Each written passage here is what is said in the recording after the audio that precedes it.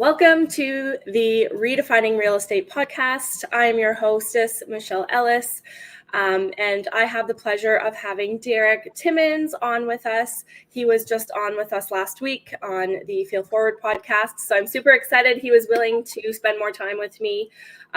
Derek is out in Edmonton, right? Calgary, yeah. Sorry. And he's with CIR Realty, he's part of the Maverick Group. So welcome and thank you for spending more time with me. And I would love to know a little bit of a backstory on how you got into real estate. Yeah, well, first of all, thanks for having me. It's been great. I'm excited any chance I get to share my story or help someone out with their projects. I'm more than happy to do so. So my story in real estate, to me feels like it's totally normal, but I've been told recently, it's been brought to my attention that it's not all that normal, which has been a bit of an alarming discovery because all I know is all I know. But I've been a realtor for 5 years. 5 years. So I got licensed in November 1st of 2017. And I became a real estate agent by accident. I never wanted to be a real estate agent. I did not like real estate agents. I still kind of don't really like real estate agents.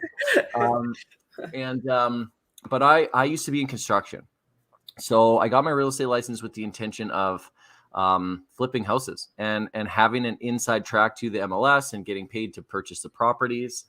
And it turned out that I started, selling houses on the side, like to friends and family and coworkers and stuff like that. And I didn't do very many, but 1 month I ended up selling a couple houses in 1 month, and I made significantly more in that month selling those 2 houses than I normally made in a full month doing construction. So when that happened, I started really, really taking a look at real estate and giving it an honest shot and an effort.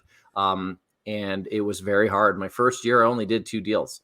I didn't tell anyone really that I was a realtor, but along the way, I met Richard Robbins, who is, both of our mentors. And I heard him speak in April of 2018.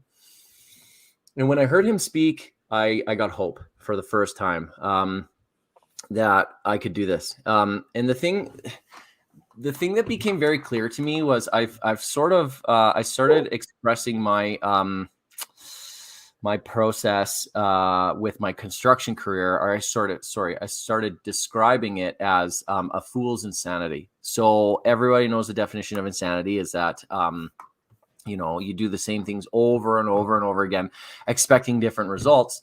Well, in my mind, a fool's insanity is doing everything over and over, knowing exactly what the results are going to be, but doing them anyway. So I knew after 15 years of being in construction that I was going to make between $60,000 and maybe $100,000 a year if I was lucky, usually 60 to 80.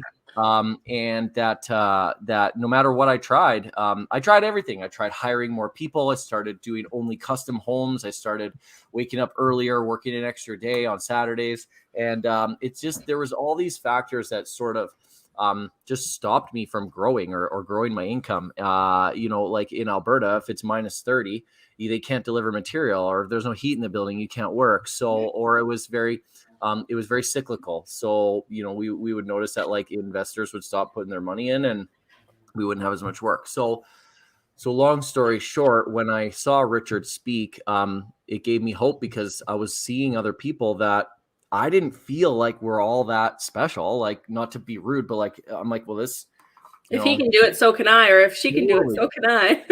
And one of those guys was Tom Story, who is now a very good friend of mine. And I really looked up to Tom, but at the time he was like, I don't know, 26, 27, making money that I didn't think was possible for anyone to make, other than like, the CEO of an oil and gas company. But I'm like, this guy isn't even 30. He's making this crazy amount of money. And he's not doing anything that is like unrealistic. Like I can do everything that he's doing. So when that happened, I just started copying all these agents that I started to, discover and respect.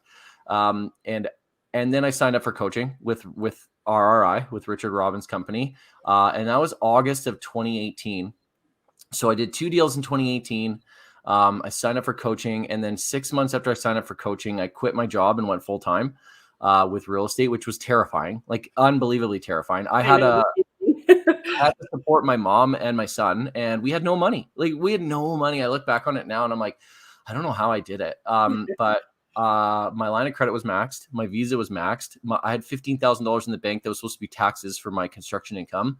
And I had only that year I had sold 3 houses. So I went into full-time real estate only ever having done 5 deals with 0 money and like debt. But I was at the point where I was like, if I don't do this now, it's never going to work. It's never going to happen. And I just got to the end of my ropes, and I had gained up enough momentum through my, the exercises that my coach was teaching me to do, that I felt confident that I could do it. And I just worked like a dog in 2019. I only took 3 days off in 2019. Like I went nuts. I did 4 open houses every weekend. I was constantly trying to meet new referral partners. I was just out there, putting my name out there, meeting as many people as I possibly could. So in 2019, I ended up at 25 deals. So I did 3 deals between January 1st and April 30th. And then between May 1st and December 30th, December 31st, I did 22 more. So I was like, wow, that worked pretty well.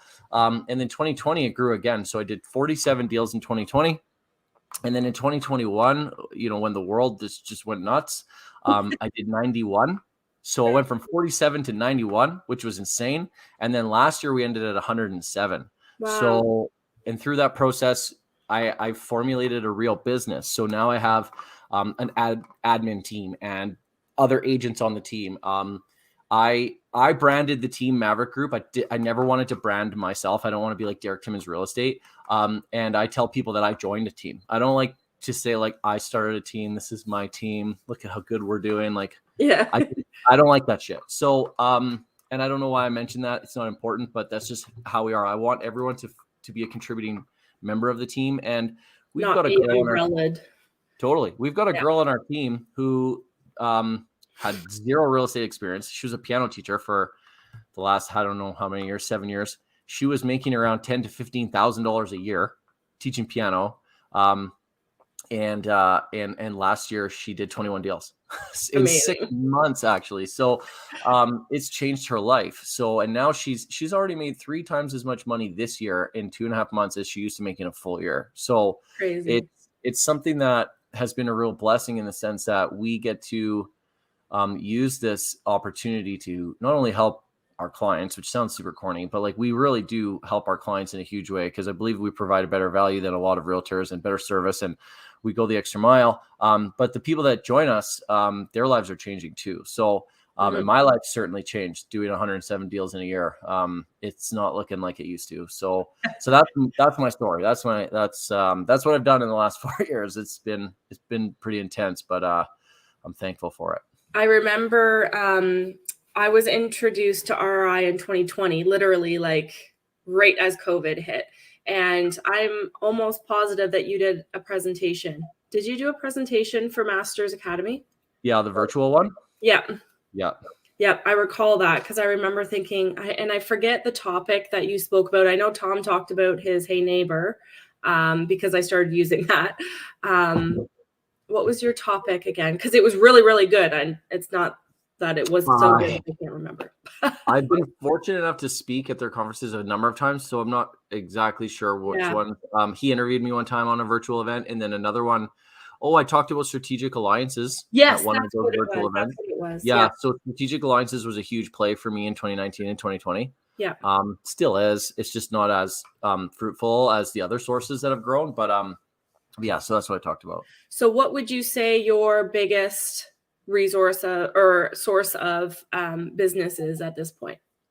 Every year it's changed, which has been interesting. I think it's fair though, because I'm still so new in the business. But in 2020, my number one source of business was strategic alliances. So for those of you who don't know what strategic alliance is, it's anybody that has access to multiple people who want to buy or sell real estate within a year, that want to give you those people to handle them as a client.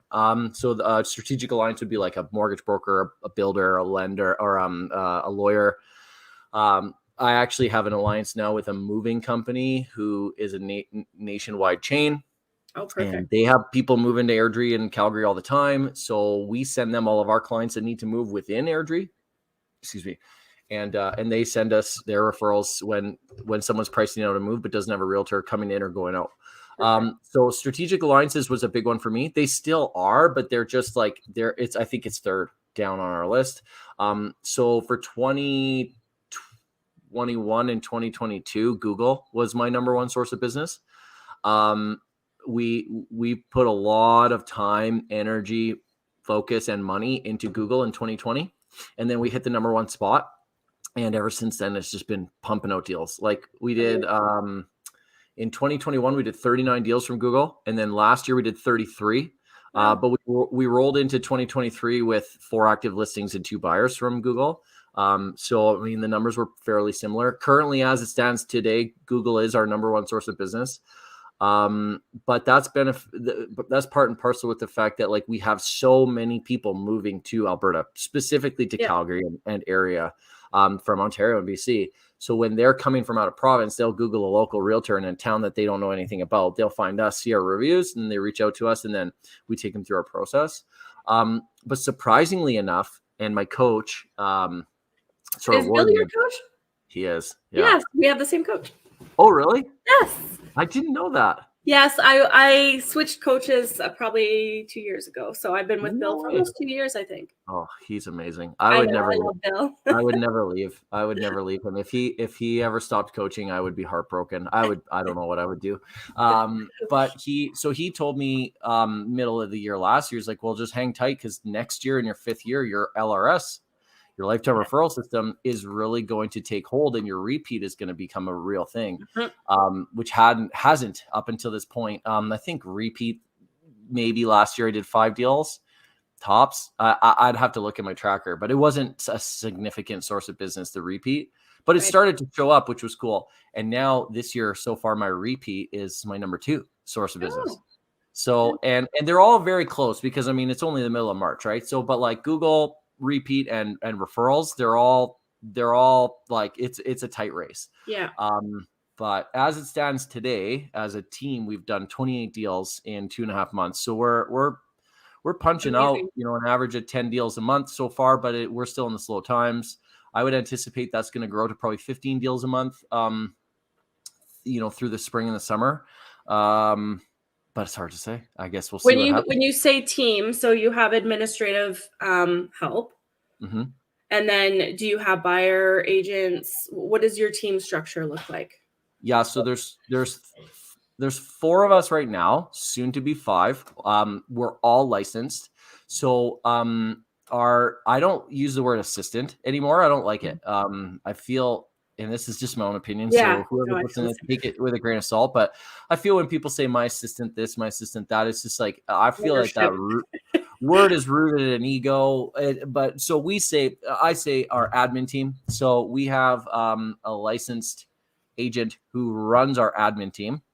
And he runs the admin team for all of the agents.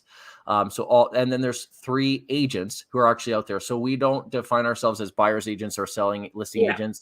We're just out there selling houses, doing whatever we can. But we are going to need another administrator fairly soon because we're growing and we're doing more volume, and it's becoming it's harder for your admin team. He's outnumbered and he's stressed and he's overwhelmed, but he's killing it. And I told him in advance, and there's going to be financial rewards to that for him as well. Like, hey, let's help me build these systems. I'll take you through the licensing program. I don't feel like you would be an agent because of these reasons, because you have these skills and this personality type. But if we grow this team and this business the way that I am wanting to and anticipate we will, over time, you'll be running the admin team, the marketing team. You'll have more, sort of how Nathan Dart has his. I'm not sure what he calls. Yeah, I'm not sure what he calls it either. I think his name is Michael, but he's essentially like he's the operations director of the entire company. Yeah. So we're modeling that. But yeah, so there's 3 active agents that are out there in the trenches selling houses. I'm one, and then there's 2 others. Nice. I had a question and then I should have wrote it down while you were talking. In the sense of, no, it's gone. Okay, so go back to Google for a second. So they're finding you on Google and they're seeing that you have, X amount of reviews. I can relate to that because I also have, I don't know, I think it's like 84 Google reviews, and I was getting tons of business from Google as well. So I think that's super helpful for any agent that's listening, watching, whatever. If you don't, first of all, if you don't have a Google account, you need to get yourself a Google business account. And secondly, you need to get your clients to write your reviews. And do you find personally on your end things that you have to ask, or they're like more than willing and happy and you don't have to prompt them? I find I have never had a client openly just ask if they can write a review. Never. It's never happened. Yeah, Yeah. you have to ask, and you have to be diligent, and you have to follow up. Mhm. It's a laborious thing for sure. Yeah. But it generates income, so I'm going to do it. Yeah, for sure. Now, and you did mention that you do, you've put forth money and everything else. So I've never paid for anything Google. I'm curious to know, are you doing like Google Ads, or what is it that you're doing? No, I'm not doing Google Ads. So Google Ads is actually very expensive and very hard to make money off.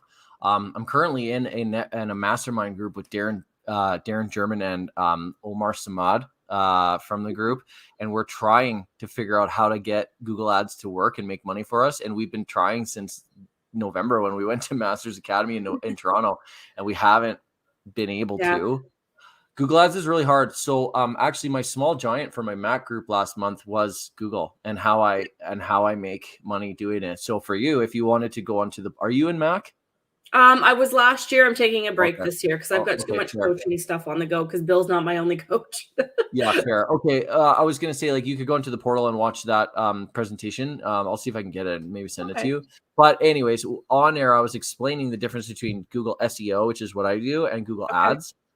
And it was explained to me that, so Google Ads would be like filling a sink running a tap in a sink with the drain open. So the drain's not in there, it's unplugged. You turn the tap on full blast, the water comes out, it's running full speed, it's good to go, but no water's collecting. As soon as you turn the tap off, it's gone, it's done. That's it. Yeah. Okay. Google SEO would be like putting the plug in the drain, turning on a drip, and letting that sink fill up. Okay. Once you turn the drip off, the water stays. It doesn't go anywhere. Right. But you have that forever. Okay. So when you do SEO, which for those of you who aren't familiar with that term, it stands for search engine optimization. You have to think about Google like a big computer. Okay. It's not a person. There's no person in a Google office anywhere in the world studying Airdrie real estate and deciding who's going to go to number one. Okay. Yeah, exactly. It's just not going to happen. There's 7.5 billion people on this planet, and probably 3/4 of them use the internet. Yeah. So when we think about it like a computer, it's a huge algorithm that we probably will never be able to understand, but it is what it is. And it's a series of algorithms that go together. And ultimately what Google's trying to do is promote to the consumer the business in that area for that specific type of business that is the most reputable, that's going to do a good job for the consumer and create a good experience. Now, there's two reasons Google wanted to do this, because Google cares about customer satisfaction. I mean, every time I use Google Maps, it asks me to give them a survey. Were you happy with this? Did you get to where you wanted to go? Like, you know what I mean? So they care about customer satisfaction, but it's a multi-billion-dollar business. So they also understand that, like for my Google, I pay money to have Google accounts and eventually run ads. So the more money I start to make, the more money I'll pump back into Google. So there's a few factors that are going to cause you to be successful with SEO. And I'll just go into them super quick because I could literally talk about this for a full day. But the platform that your website's built on, that's a huge thing. So if your website's built on like a B grade platform or something that's not as quality, Google's going to automatically look at it and go, oh, well, this Derek guy, like he must be an amateur because his website sucks. The number of pages that you have on your website is also going to be a contributing factor to your ranking, because if you just one single page, they think you just started, you haven't been established very long. The content on your website and the flow of the content is also important. So on our website, we have content that comes on and we have content that then comes off. So every time we list a property, it shows up on our website, and then as soon as it's sold, it just disappears. Now that's a plugin that we used. I didn't do this. I don't have any idea how it works, but it's something to do with a plugin that goes from Korea that Okay. Yep. also our Instagram feed, which doesn't help me anymore because I don't post on Instagram, but anytime I post something on Instagram, it'll automatically show up on the website. Right. So Google sees that and they're like, oh, look at that. They're updating their website. They must be serious about their business. Okay. Another thing is the congruency of the content that's on your website. So at one point in time, I was getting a ton of questions about schools in the area. And I'll be honest, I don't really know the schools as well as I should. I know the school that my kids go to, but I don't know all the rest of them. I don't know the names or where they're at, and I should. But so I said to the guy that does our website and our SEO, I said, let's build a page on the website designated for schools so that people can go and get all their access, all the information that they want. It'll be a nice service. And he goes, well, we can do that, but that's going to hurt you. I said, why would that hurt me? He's like, well, you got pages about buying, you got pages about selling, you got pages about open houses, you got pages with listings, and now you're going to have pages about schools. So Google's going to be like, is this guy a realtor or is he a school teacher? And it's going to confuse it, and it's going to drop you in the rankings. Okay. So the congruency of your content and also the congruency of all your information. So if you're like, my email is Derek@maverickgroupyyc.com. My website is maverickgroupyyc.com. All the things on my Instagram is maverickgroupyyc.com. It all lines up. So if your email is one thing and then your website is something different and whatever, it's also that would be a minor thing, but it helps. Make a note. Totally. And the last thing is your social proofing. So, and none of those are in any specific order. There's no one that's more or less important than the other. But yeah, of course, if you have 100 5-star reviews and one of your competitors who's not doing these things that you're not, that you're doing, and only has 3 reviews, they're going to rank you higher. Right. So that's SEO in a nutshell. Yeah. Do you guys have 3 best rated there? We do. And I'm actually, I don't know how, but I keep getting number 1 every year, probably because of Google. Nice. Yeah, I'm on there too. I got my first lead from that this year. I've never paid them. They always want me to sign up for a subscription and whatever, and I've never done it, but I got a lead from it somehow. Nice. Which was welcomed, but strange. Yeah. The only thing with Google, so I'm just going to throw it out there to any agent, male or female, who is considering tying the knot and changing their name. So pre getting married, same situation as you, shit ton of business coming through Google like crazy. Probably my number 2 spot. And then I fought with my future husband and saying, can I just hyphenate my name? First of all, I didn't want to change my name for this sense of business. Then I was like, could I hyphenate my name? And that was a no-go. So I had to change my name. So that actually, it's been a very hard hit for my business from the Google side of things. So if you're planning on changing your name or anything, if you can avoid it at all costs, I would highly recommend that. Yeah, unfortunately, that's true. When we were going from me being an individual agent to having a team, we had to change the profile to, I didn't want it to say Derek Timmons Airdrie Realtor anymore. I wanted it to say Maverick Group Airdrie Realtors. Mm-hmm. And we really had to do that over a long period. We took 3 or 4 months to make that happen. So we changed the picture, and then we sat and waited, and then we changed a couple of the names on the profile, or a couple of the words in the profile. And then I'm not sure exactly what he did, but he's like, I really got to take my time with this, because if we do it all at once, Google's going to be like, whoa, what just happened? And then you're going to plummet. Yeah, that's a cool idea. I never really thought about doing it sort of in stages, I guess. Mm-hmm. So the people that find you on Google, they're calling you. Are they calling you with the intent of hiring you, or are they calling you with the intent of saying, we'd like to interview you?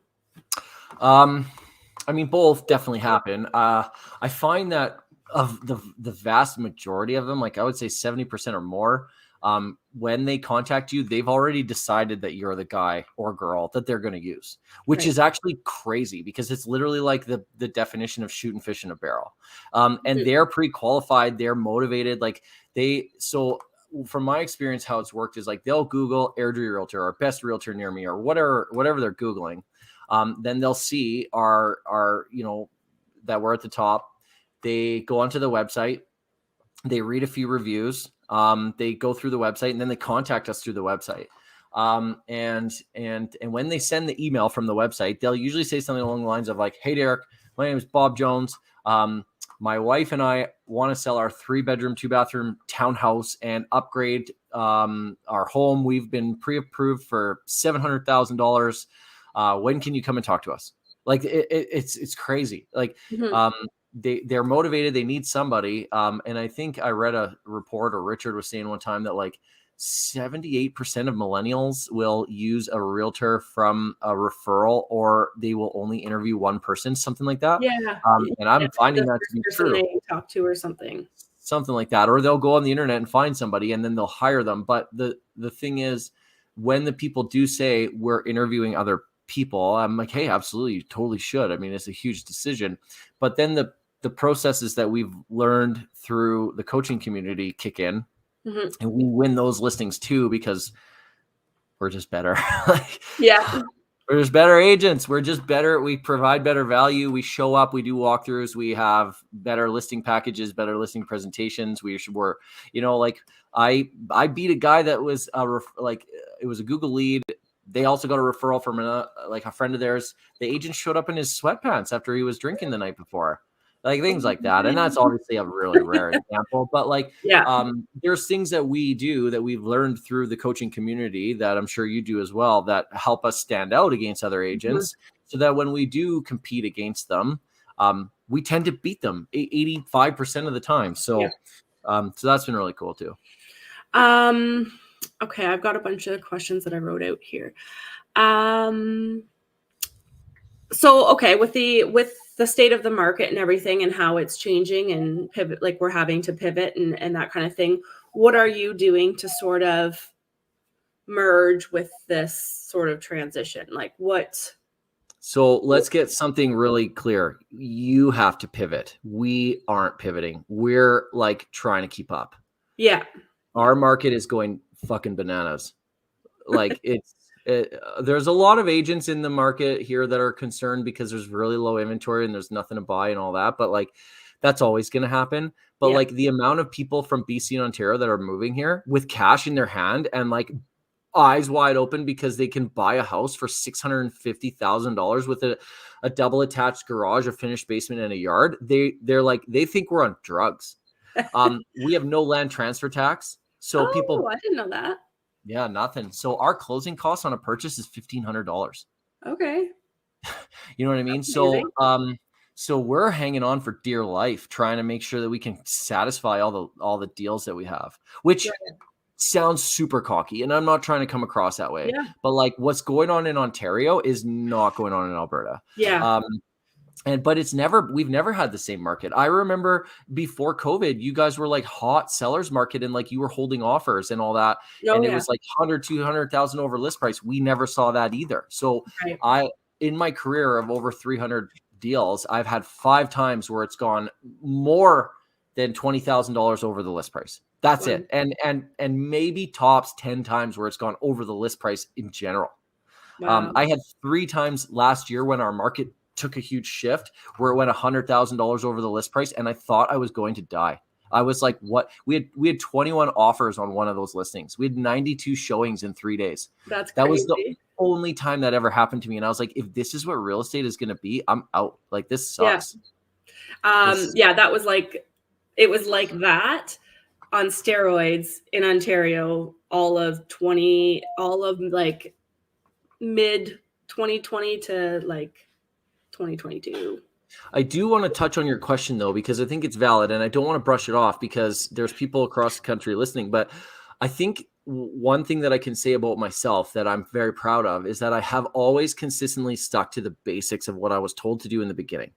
So I don't feel like I need to pivot because I've never changed what works. I've never stopped doing what works. And so Bill has said to me many times, I'm sure he said it to you, but becoming successful in real estate or any business for that matter is learning how to manage the repetitious boredom and going through the motions of the shit that you don't want to do every day. Like, I don't want to wake up every day and make 30 phone calls to people and follow up with prospects. I don't love that, but I love the result that it brings 6 months from now when I have a busy pipeline and things go well. So the biggest factors of our success is that we're consistent with our actions and we follow a system of every day. Like we have a CRM, we use it religiously. Everything goes into there and every person gets set up on a keep in touch call. We follow up relentlessly with people, even if they've ghosted us 3 months ago. Like we're not trying to be pesty or bother them or whatever, but we're like, hey, you identified that you have a need. You're not responding to me, but I'm just going to keep sending you a listing every now and then, or asking how you're doing or making sure you're okay until you either tell me you bought something or you want me to stop. Yeah. So we're persistent in that sense.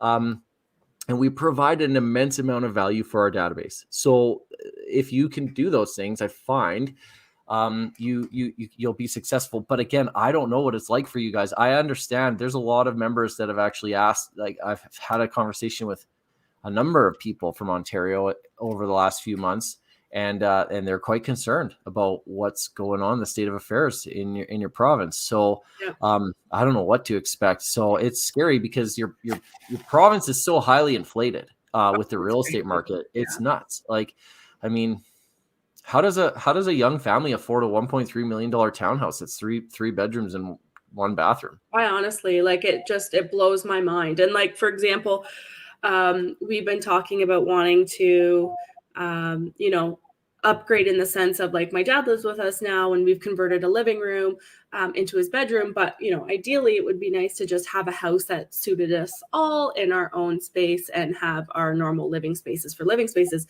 Like we can't afford to do that right now. Like literally, coupled with the interest rates and everything, and that's the thing. When we bought this house, I've said this so many times on on a bunch of different podcasts, but we locked in at 1.84%. It doesn't even make any sense for us to do anything with our mortgage right now. Like, no. Yeah, but I am concerned for the legion of people that did the same thing that you did, that in 5 years when when their term comes up and their income hasn't changed there. Yeah. But I do believe that by the time that happens, it'll be back to more normal level, like 3%. Mm-hmm. So it won't be a huge, like if you go from 1.8 to 3, it's not going to kick you in the teeth as hard. But like I bought a rental property last June and my mortgage went up $650 a month on that thing since I bought it. Yeah, like that's significant. And that is what we're seeing. Like I know there's one of the girls on our team, like she just had a client purchase a house, I think like last year, and she just had to sell it because she cannot afford, like with the interest rates, like she's like, I can't, like I'm going to lose this house if I stay here. Yeah, the thing that I am saying to people right now is that like if you can make it work now is the best time to buy, because if your numbers work for your own personal home or for an investment property at the interest rates that they're at, when they go back down, and they will go back down. Yeah. We're not sure when, but we know they will.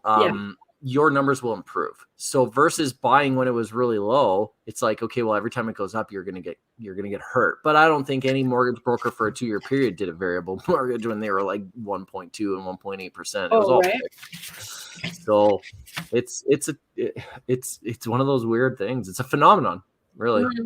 Yeah. And I always tell people that, like, I probably told more people last year to stay put than I did to say, all right, let's do this. Right. And I didn't feel bad about doing it because I know that I was doing what was best for them. And they're all so amazingly grateful for it because they're like, I'm so glad you told us to stay. Like, I'm so glad. Well, and that I feel I'm the same way. And I commend you for being like that, because your integrity is always going to be your number one promotion in your business. But it's shitty in the short term when you're like, I just talked 5 people out of selling. Yeah, exactly. But down the line, that's going to compound, because now you have an advocate that's going to wave your flag and they're going to tell everyone they know about you because you're honest with them. Mm-hmm.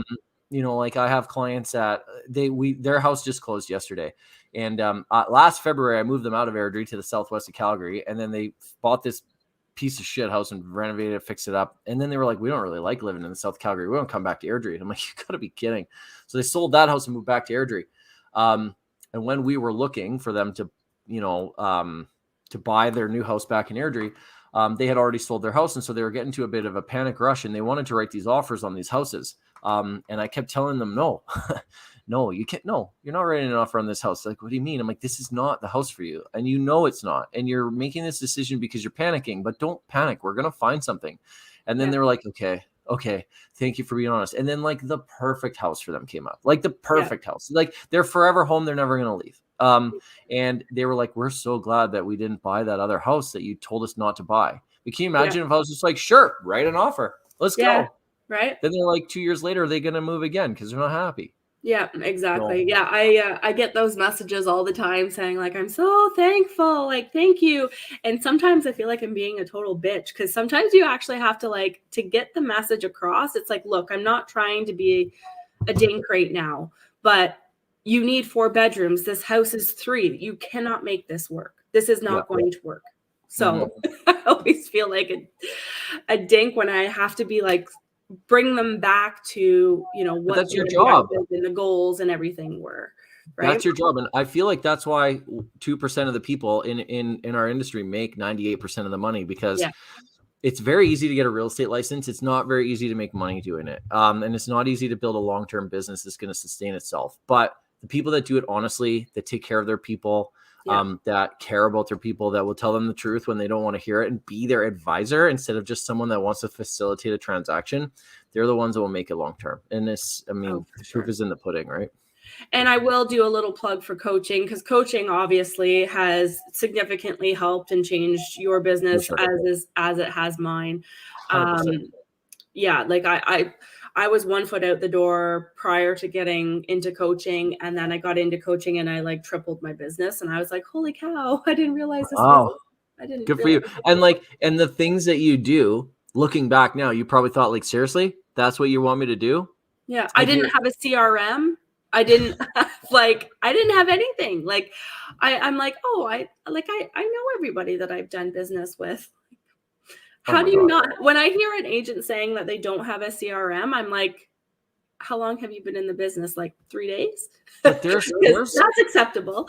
There's people in my company that are at the top of the pack every year that I've spoken to that don't have CRMs. And I'm like, the fact that you're maintaining that level of business without one, and they're like, I use sticky tabs or sticky notes, and I use spreadsheets and all these things. I'm like, the fact that you're doing as well as you are without the system is amazing. Good for you. But can you imagine how much money you're leaving on the table by not having a system to manage your contacts? Right. Like I time block my birthday cards every month. Okay. I used to do it every week. And then I'm like, this is becoming too excessive. So I take a 4-hour time block the last Thursday of every month, and I do all my birthday cards for the next month. Birthday cards and home anniversary cards, right? And it's usually anywhere in the number of 35 to 50 cards that I do in that period. So I found ways to speed that up too. I got a stamp with my return address, handwritten. So my girlfriend got me to write out my my return address. We sent it to Vistaprint. We got a stamp. Okay. Yep. So that's super easy. You know what I do for birthday cards? I have a Remarkable. So I handwrite my birthday greeting. Mm-hmm. I put it into the card on Vistaprint, and I get 50 of them printed. And I usually do a male and a female card, because if my clients are like, they are each going to get a birthday card, right? And I don't want it to be the same card. So I do a male and a female version. I do the handwritten, and then I send it through Vistaprint with my message printed on it. So that I literally have my son throw in the scratch card. I do like a little I do a scratch card too. Do you? Yeah. I think it's the best way. I buy them 100 at a time from Shoppers Drug Mart. I just made friends with the sweet little lady, old lady that works there. Yeah. And I asked her if she could order me 100, because I kept coming in to get 10 or what. I'm like, how many do you have? I'll buy them all. It's funny. I go in and I'm like, can I buy a package of? Yeah. They're like a whole pack. I'm like, like the whole entire pack. Yes, the whole entire pack. Yeah, they'll order me 100 at a time now. And I come in and buy them, and then I'm like, okay, I'll see you in 3 months. Yeah. That's a great idea, though. I appreciate that. And it looks like you wrote it, right? Well, of course, yeah. I'm just wondering if I have, and I do that with my house anniversary cards too. So I did a couple of different styles. I don't have any up here. And then all you have to do is just address the envelope to the people.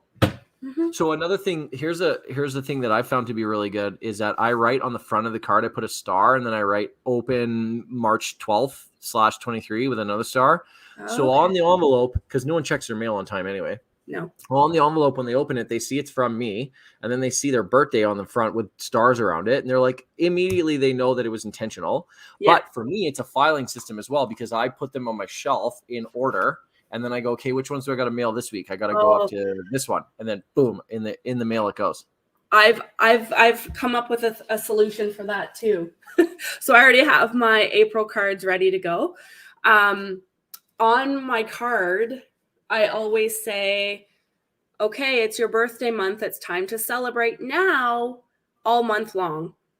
And I send them all out the day before the first day of the month.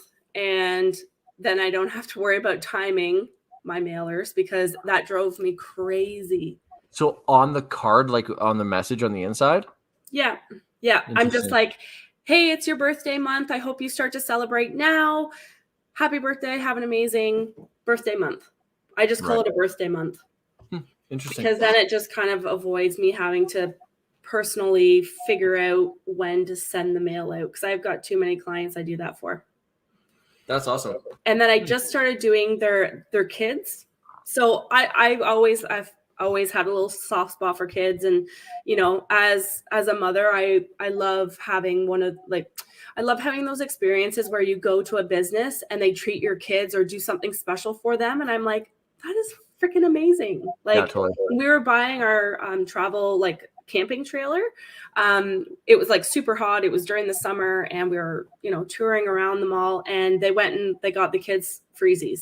And I know that's super stupid and like irrelevant really to buying a trailer, but the fact that it, you know, it gave them something to eat and they enjoyed it and they loved it. And I was just like, I want to do something special for my clients' kids too, because I love, you know, having that feeling as a parent, feeling like my kids are special to them. Right. Yeah, so I've created a pre-written birthday card for them as well. And I put a little candle in it. And then I say, make sure you make a really great wish on this candle. Happy birthday. Cute. Yeah. Huh. I just implemented that this year. But I'm super like, I, as a parent, would really love getting that for my kids or having my kids receive that. So I'm like, we'll see how it plays out, but I'm pretty sure that everyone will love it. Yeah, that's amazing. Good for you. But yeah, so I don't know. We've talked about lots of things. I guess my one maybe last question would be, with as busy as you are, how are you balancing work life? I know there is no such thing in real estate, but some sort of a balance. I know you love to, are you in a band or are you just kind of like, that's just a hobby or? I used to be in bands, but now I just play music for fun. Because you are really good. Like, you were amazing in Toronto in whenever that was. Thanks. I appreciate that. Yeah, so the balancing took a long time to sort of figure out. I think that's more of a spiritual thing, to be honest. As crazy as it sounds, is like in the beginning, I never had balance for work because I was starving and I was broke and I needed money and I wanted to make sure that I could pay my bills and I would never turn away. But then eventually, I also had this fear that like if I'm not available all the time, people will walk away from me or they'll find a different agent. I soon realized that's not the truth. It's actually the opposite of that. If you're available all the time, people won't respect you as much. Not that they won't respect you, but if you're a busy person and like I actually never answer my phone. So when someone calls, I'll hit them with I'm on the other line, I'm in a meeting, or I'm doing showings. Because if I can turn a 7-minute conversation into a 30-second text message, I'm gonna try to do that. I have anywhere between 60 and 100 text message conversations a day. It's insane, and that's just text message conversations. That's not me. Like that's me and you texting plus 59 other conversations. Right. It's nuts. And then there's emails, and then there's phone calls. So I have learned that people will wait for you. You don't have to react to everything. You don't have to react to anything, really. Bill has been great at teaching me how to be responsive, not reactive. I'm trying so hard to take that from him because my phone is always on silent. So I've got the phone on silent down pat, but the reactive, like he's like, you only respond, like you let it go to voicemail or you let it. But I'm like, but what if they're just calling the first 5 realtors and whoever picks up is whoever, that's what I'm always afraid of. Like, Well, but like, do you want to work with somebody that's that spastic? No, not really.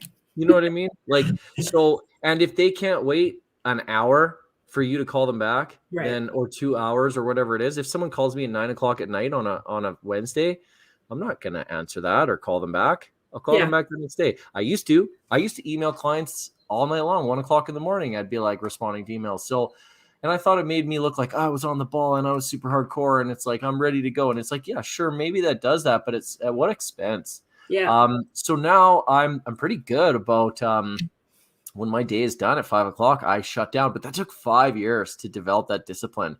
I still check my phone. I'm still looking at it all the time, but I find that, I know that there's things that I can just deal with later.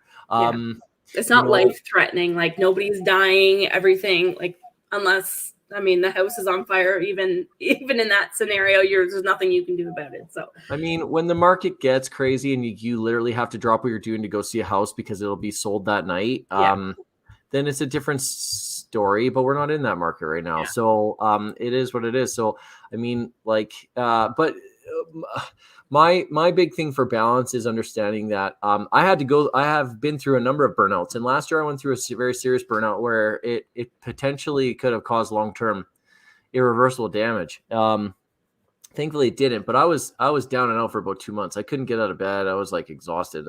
I fried my adrenal glands.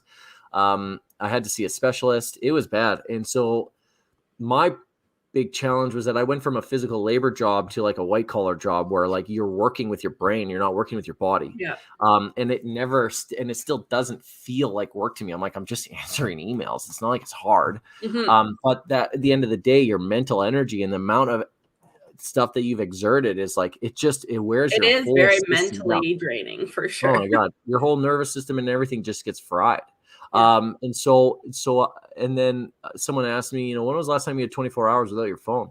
I'm like, I don't think I've ever done that. And so I started being conscious of that. It's like, do I need to send this email today? Do I need to respond to this text message right now? Do I need to answer these people right now? Like if you have an iPhone, which you don't, but majority of I get slack from that. I'm an orange. I'm not an Apple.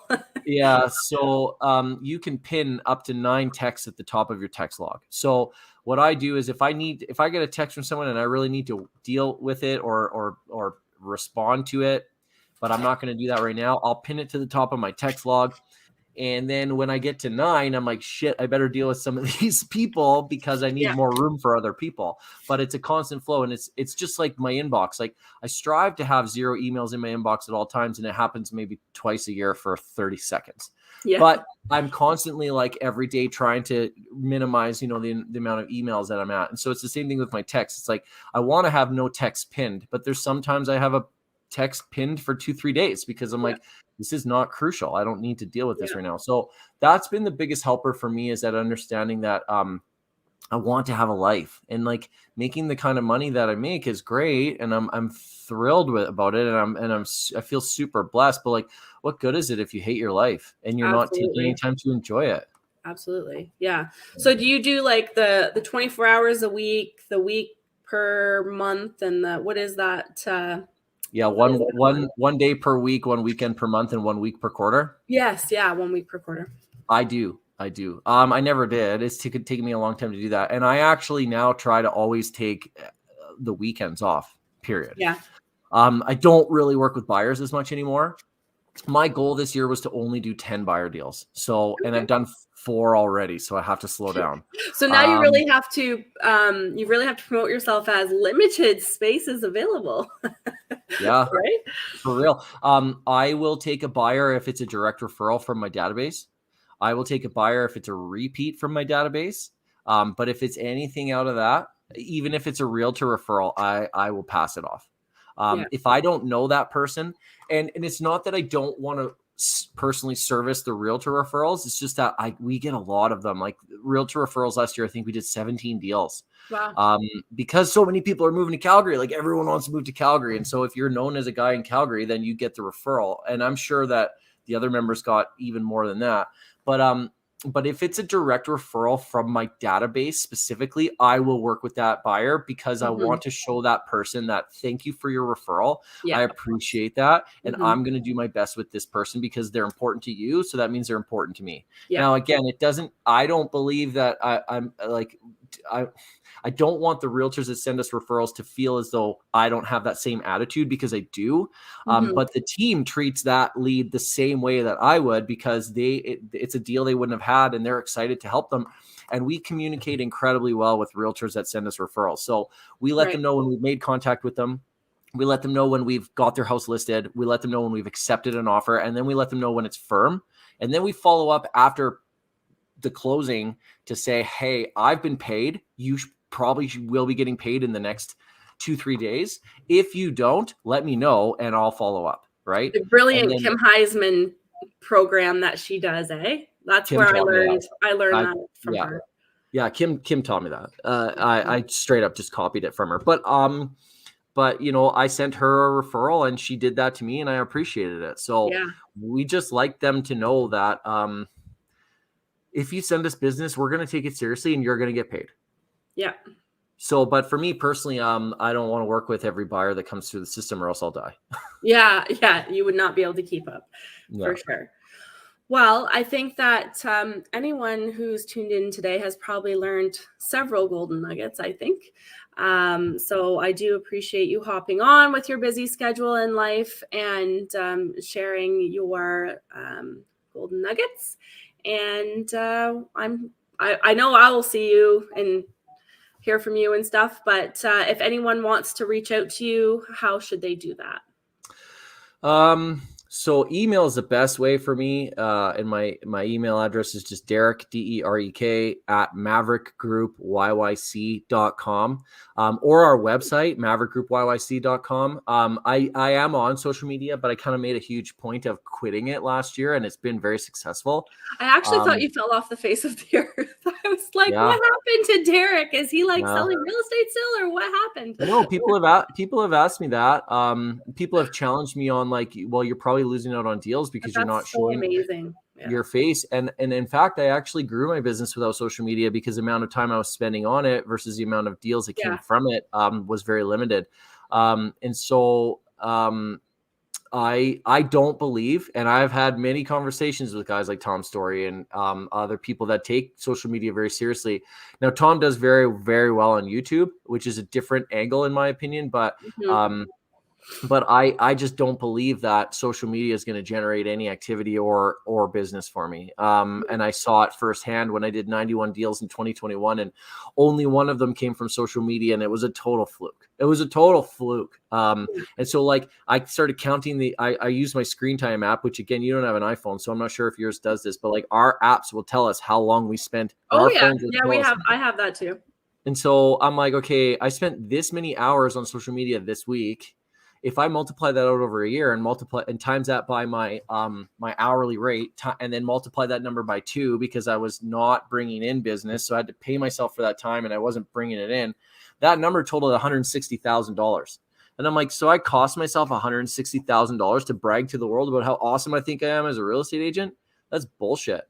Yeah. So I quit. And it's such an amazing accomplishment though, because it's an addiction, I think, to a lot of people, right? It's an addiction. It's that need that, but the fact that you're focusing your time and energy on the things that are actually productive and income producing, that is why obviously you're seeing the results that you're seeing. I also think for me, I can't speak for everybody. I think but a common trend with social media is people want validation. And I definitely wanted that. And this goes back to the conversation we had last week with myself as a recovering drug addict and alcoholic, is that I was such a broken soul for so long that I needed people to give me that love and that attention just so that I could feel okay. But then I got to a point where I felt okay. And I was like, well, I don't need this shit anymore from these people. It's not that, and it's not shit. I don't need to be look at me, I did good. Am I okay? Right. Yeah. So last year we flipped 4 houses. I didn't tell anybody about it. Bill didn't even barely know about it. I'm like, yeah. So kind of building my dream house right now because I made enough money off of flipping 4 houses to pay for the down payment. He's like, you did what? I'm like, oh yeah, I flipped 4 houses in 2022. He's like, are you fucking serious? Like, and How so, did but I you do didn't, you know, and I also bought a rental property, and then now I'm building essentially like what I feel at the moment is my dream home. It might change and grow over time to be a different dream, but we're building this beautiful home right on the water with a triple car detached garage and a 2-bedroom carriage house above it, and it's fully that? my girlfriend's an interior designer, so it's custom built the ass, and we're gonna have an Airbnb above the garage. It's gonna pay our mortgage. It's like we're living our dream life, but like I don't Amazing. want to show. I don't know why. I don't know why, but I don't want to go and openly show that to the world. I just want the people that I care about to know that. And Yeah. like I want to have barbecues, and I want to have backyard parties, and I want to have dinner parties and invite clients over and do that sort of stuff. But I'm not going to run around social media and show them my life because Exactly. I just don't feel. And maybe that'll change. Maybe that'll change. But for me, I'm like, I'm doing this for me so I can enjoy the moment. And that's Same about thing it. with me. Like we were just in Florida. We just went to Disney. Like I was thinking last night, I'm like, did I even post any pictures? I don't think I did. Like, Yeah. but I don't care because it Your was kids know. yeah. Your What's kids that? know that it happened. Oh yeah, yeah. And Of they're course. so thrilled, right? So, and again, I hope whoever's listening to this doesn't take this offensive. If that's how you live your life and you enjoy that and you can do it Yeah. in a healthy manner, great, go for it. I just Yeah. personally got to a point where I was like, this has no benefit on me Yeah. anymore, and I don't enjoy this. Yeah. So I'm not going to do it. Yeah, absolutely. Well, I look forward to at least getting pictures of this house because that sounds absolutely beautiful. Well, better Uh, yet, come visit and yeah, stay in it. yes, I will actually, We have a especially being on the water. I can, and my husband used to work in Alberta, so he's always like, oh, when the kids are older, we should go and move there. And I'm like, Yeah, I don't know. we have a 2-bedroom suite above our garage that's welcome for guests. You know what I mean? Amazing. Awesome. Well, I appreciate your time. I know that you've got a busy schedule, so we'll wrap this up, but I appreciate you and yeah, thank you so much. You're welcome.